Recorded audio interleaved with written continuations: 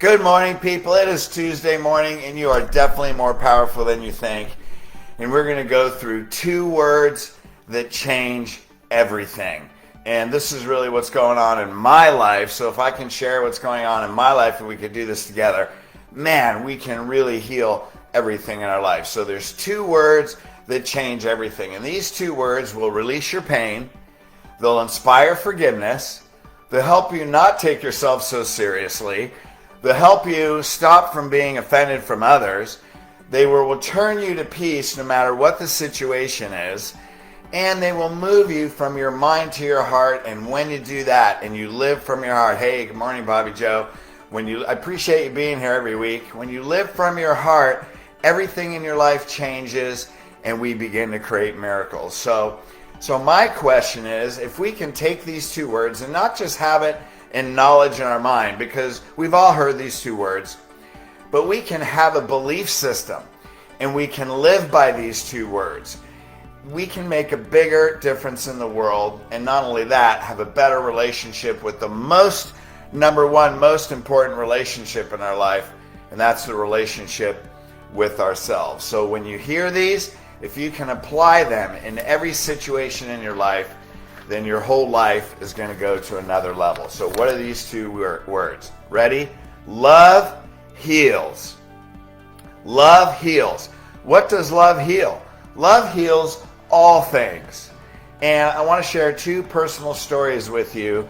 One, what I've been through, another thing that I'm going through right now. And almost all of you know, my second wife passed away.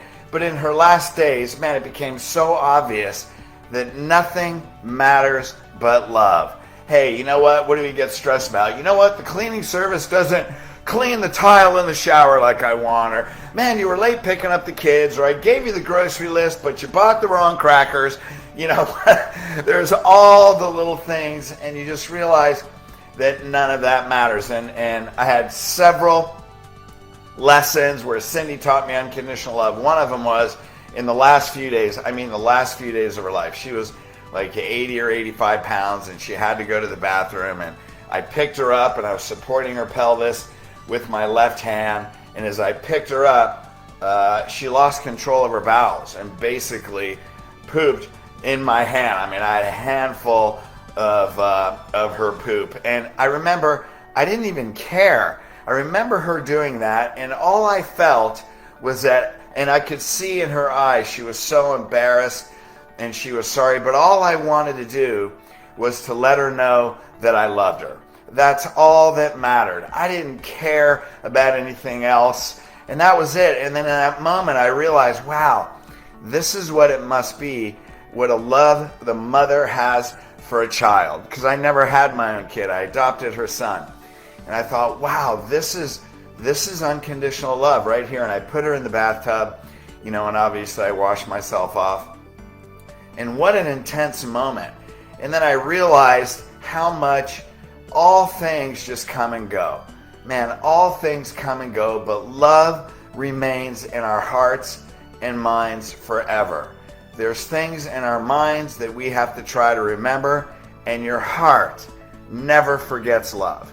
Your heart never forgets love. And that moment, amongst other moments, I could go back there like it happened yesterday, because your heart and love never forgets.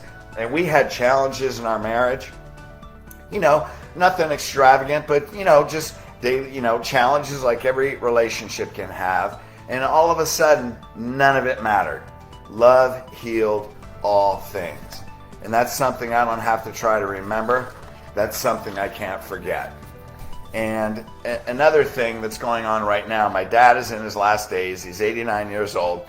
In January 2020, freaked out about COVID, closed his door, didn't come out of the house, and I didn't see him for a year and a half. And, I remember talking to him on the phone. This was probably 3 months ago, and he said, I did what I felt like I was supposed to do in this life. And I'm like, great, Dad, you're a spirit, having a human experience. If you fulfilled your purpose, then it's time to go. The problem is you don't have a disease. So this might take a while. So he shut himself down. About a month ago, he was diagnosed with metastatic lymphoma. And, they gave him a short time to live. And so I was thinking, why is it I didn't really feel attached? My sisters were definitely more stressed, and I'm like, look, he did what he was supposed to do, and I'm justifying that. And then I thought, why is it that I'm not attached to him dying? And I remember the moment I detached from him at 18 years old. I loved him unconditionally, but I detached because I couldn't trust his word. He made promises he didn't keep. He lied basically throughout our life. I mean, that's known in my family, my sisters and my mom. If dad says something, we know he's lying, and that's the way it was. But we loved him unconditionally. We knew that we were loved, but I knew I couldn't trust his word, so I just detached. If I wanted anything in life, I had to do it myself. So I admire things about him, but I don't want to be like him. And so now that he's in his last days, I go there 5 to 6 days a week. So how does love heal? Well, about a couple weeks ago, I asked him, Dad, what was your greatest achievement in life? Because he did great things in business. What do you feel most proud of? And he said, my family. And I was shocked. And I told my sisters that, and they were surprised because we never would have known that. And then I said, Dad, what's your greatest pain? Your greatest pain in life? And he said, when your mom divorced me. And I was shocked. And I told my sisters, and they were shocked because he never communicated these emotions to us. And it was amazing. And so now, in these last days, I don't believe he has any regrets, but I know for a while, as he gets closer to his death, to his passing and transition, I'm watching him heal. And I know, and he communicated this with my sister, but not to me, that he would have done things differently as a father and a husband. And so how does love heal all things? Because when I go there and my sisters are there, we walk in the room and I see his face light up. I see joy. I see love. We talk to him. We laugh. Sometimes we just don't say anything, but our presence shows our unconditional love. And then when I'm ready to go, I lean over the railing. I kiss him on the cheek. I grab his hand. I squeeze it. I look him in the eye, and I tell him I love him.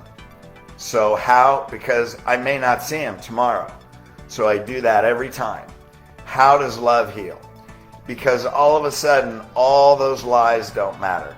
All of a sudden, whether or not I could trust him doesn't matter. All of a sudden, what he feels about how he may have raised us or how he could have been better, all of a sudden doesn't matter.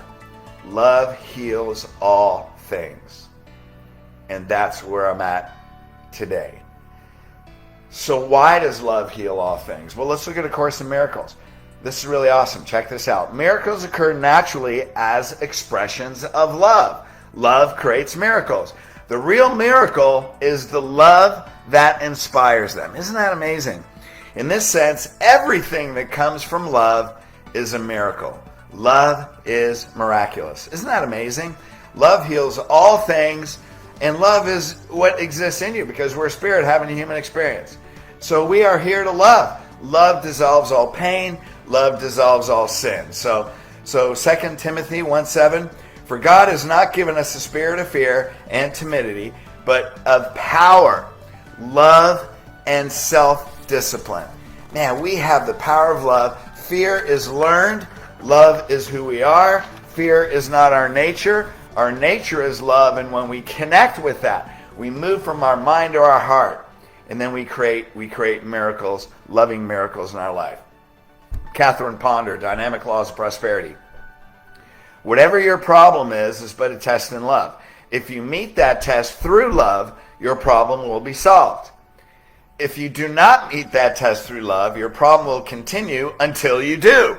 So love is the vehicle to solve all problems, heal all sins, heal all mistakes. Right? Your problem is your initiation in love. That is our life. That is our one purpose. We have one purpose. Every situation in your life gives you the opportunity to return to love. Isn't that amazing when we realize that? Hey, when I wrote You Are More Powerful Than You Think, it's the healed system. E is exercise loving yourself. Man, that was the hardest, longest lesson I had to learn is to love myself and have moments and glimpses of loving myself like God loves me. And then you develop a skill to go from fear back into love, to go from pain into love, to see the offenses of others and see them in love, to be able to observe the consciousness of other people. And that actually becomes a skill. Would you like to have those skills? Hey, click on the link below. We're going to be going through these November 12th and 13th. So 1 John 4:18, there's no fear in love, but perfect love casts out fear.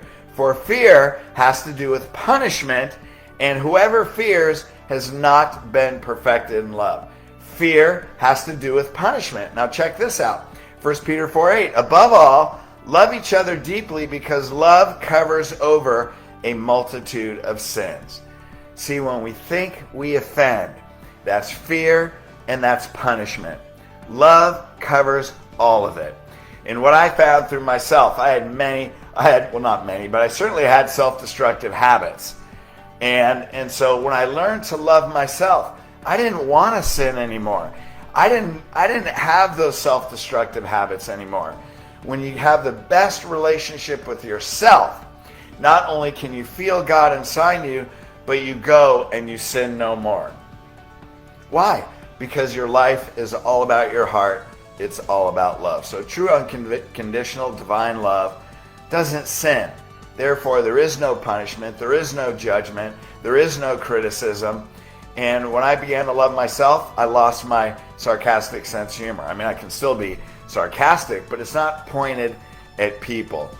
Well, maybe a little bit at my sisters, but they don't count. They're my sisters. So anyway, I'm just teasing. So how you love, you will never forget. Here's the thing. We go from my mind to our heart never forgets. Love is your most valuable asset in life. Love covers all sins. It covers all mistakes. Love forgets because love allows you to forgive. And true forgiveness is forgetting. Love forgets because the only thing that remains is love. Man, if we can live like that and realize love heals all things, that is our vehicle to go through everything in life. Hey, if you want to learn those skills, click on the link below. If you want to feel divine love inside you, click on the link below. Get the recording, be on the event live. But let's make that our mantra. Love heals all things. Okay, love you guys. Peace.